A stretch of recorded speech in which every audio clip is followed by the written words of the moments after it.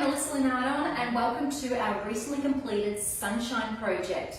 We worked with our clients to select all the materials and finishes for their beautiful renovation.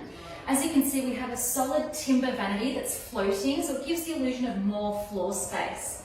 Bench tops we kept really simple because we wanted to highlight this stunning peach concrete basin. It really is the hero of the space.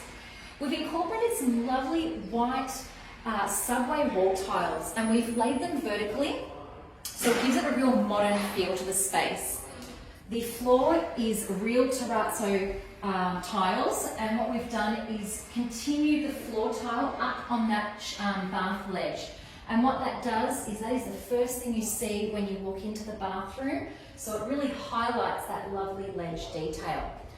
With the shower niches, we've avoided using tile trims and we've done a mitered edge. So what that does, it creates a really clean and sleek look without seeing any stainless steel or black accents.